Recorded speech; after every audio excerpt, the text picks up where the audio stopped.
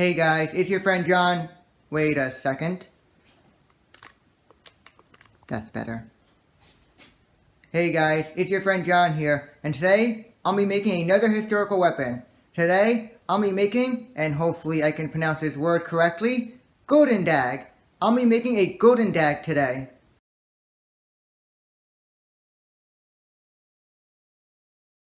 For anyone that doesn't know what a Goedendag is, it is a weapon used in the early 14th century in the Franco-Flemish War, and it's basically part spear, part trench club combined into one, making a very interesting looking weapon.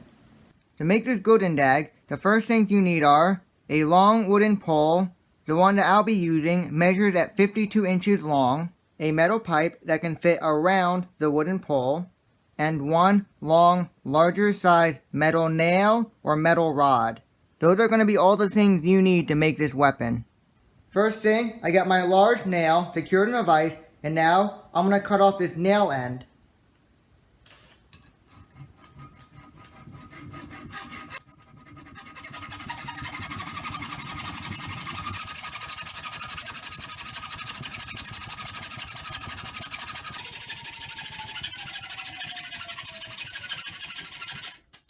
Now, I'm going to do the exact same thing that I did to my nail, but to my pipe, and I have it marked right here at 6 centimeters, and this is going to be the part I want right here at 6 centimeters.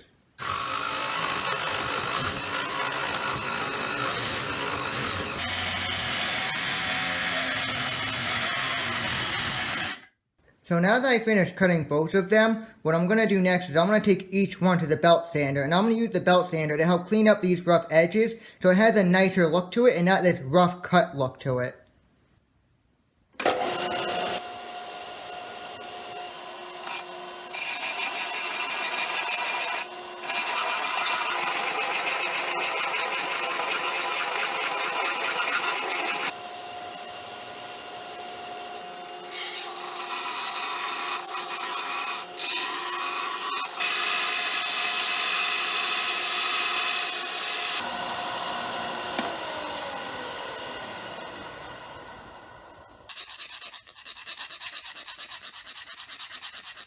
I finished sanding down both the pipe and the nail so both ends have a smoother look to them and not that rough look. I also finished sanding down both ends on my long piece of wood so both ends have a smoother look to it.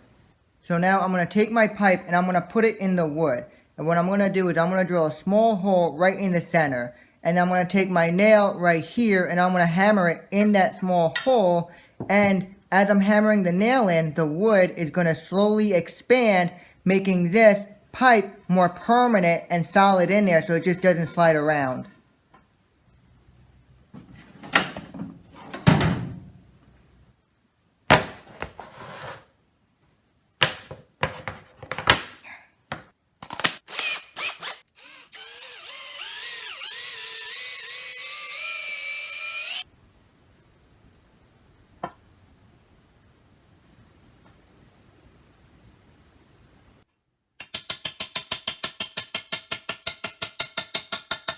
If you get a large crack in your wood while you're hammering in that nail, don't worry about it. Just take some wood glue and just squeeze in some wood glue in there. And just kind of push it in. Clean it up with a wet rag and just let it sit and dry for a full 24 hours.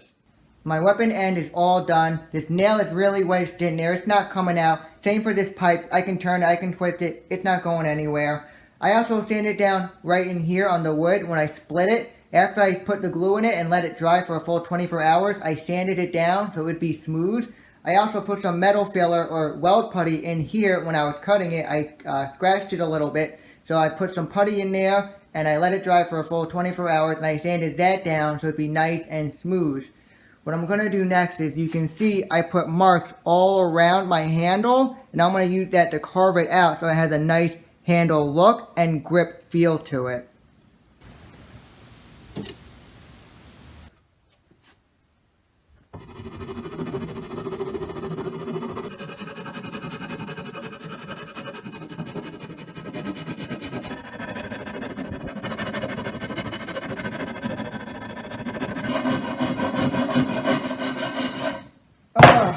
Oh man, there's gotta be an easier way of doing this. It's literally been about 40 minutes and I'm just about halfway done. So if there's an easier way of doing this, please let me know in the comments.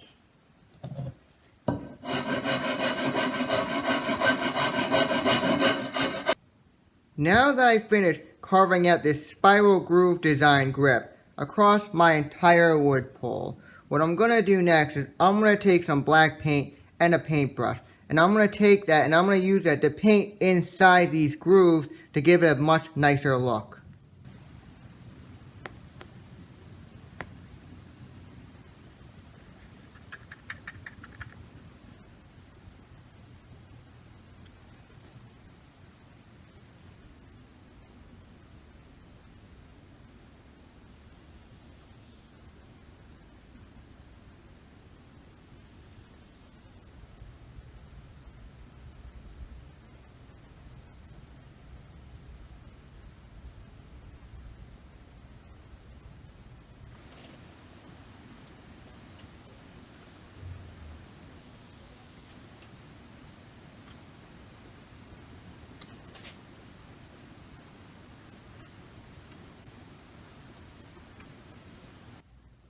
Now that the paint has finished drying on this handle, I'm going to start applying the clear coat.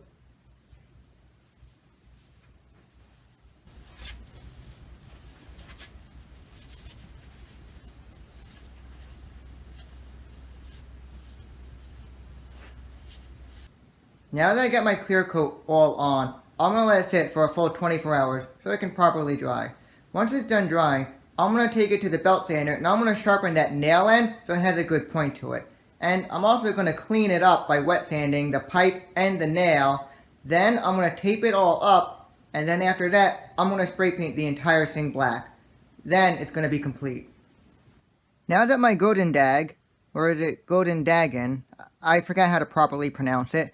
But now that it's done, I'm going to take it outside and give it a strength test. But before I do, please make sure to subscribe if you haven't before, or if you're a new viewer, hit notifications so you can be aware every time I upload a new video, like the video if you enjoyed it, leave a comment, let me know what you think, and if you want to help me get more viewers and possibly more subscribers, please share this video. Thank you. Now that I'm outside with my Goedendagen, I'm going to give it a strength test on this. This is a squash, and I'm going to see what type of damage my weapon can do to this. Let's see if I can squish the squash.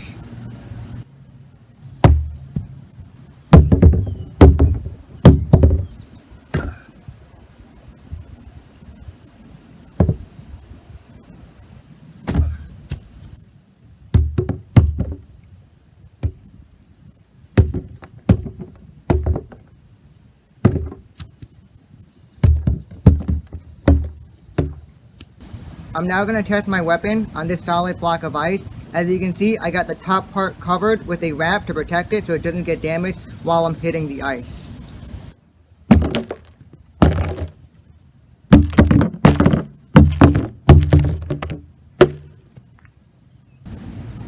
Oh my god, it is so hot outside today.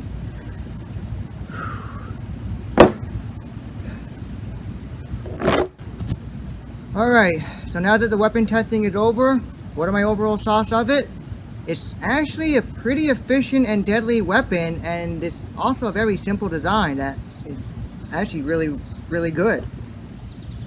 So the reason why this weapon is so good is, number one, it's really easy to make and really cheap to make during the time it was produced, which means it was very easy for someone that was poor that had a fight and needed a weapon. Swords were very expensive during that time, but this is a cheap and efficient weapon that's also very deadly.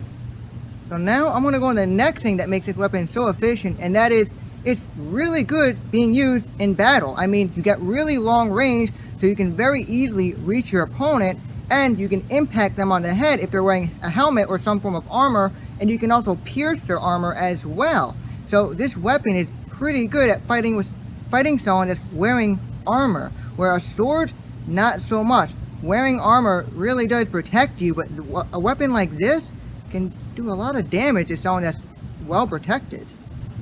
And even though there are better weapons than this weapon, that's not the main point. The main point is it's very easy to make, very affordable and very practical when being used. And, well, you can very easily make this weapon just go to a hardware store. All you need is a long pole, a pipe, and a long nail, and, well, you can make yourself a very simple and very effective weapon. Now, I want to know the next thing about this weapon is, I love the way this weapon looks. Even though my design isn't 100% historically accurate, most of them, if not all of them, just had a very simple design. They didn't have this elaborate carved gripping on it. A lot of them, or all of them, probably just had a simple, just all wood handle. But other than that, I like this weapon, and this carved grooving, even though it was a big headache to make, it makes it really efficient and gives me a really good grip when I'm using this weapon. Also, this weapon did a lot of damage to both the squash and block of ice. They didn't stand a chance against this. Even when I whacked the squash 3 times, it put a pretty big crack in it. And this weapon has no damage on it, so this is a pretty strong weapon. And a little fun fact about this weapon's name, Goedendag, its name means good day, and one of the theories is, as this weapon was being used, they would say good day to their opponent. So basically, when they swing it at their enemy, they would say Goedendag or good day. That's one of the theories. So I'm going to wrap things up by saying thank you for watching. I hope you enjoyed this video. Please leave a comment. Let me know what you think of this video and what you think of what I made. Also, please remember to follow me on Instagram and also follow me on Reddit. Join my community on Reddit, but please don't follow me in real life. That would just be a little creepy.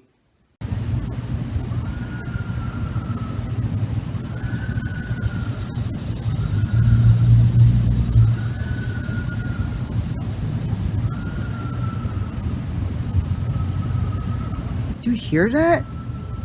Is someone being murdered? I'm trying to make a video here. Can't they die on another day?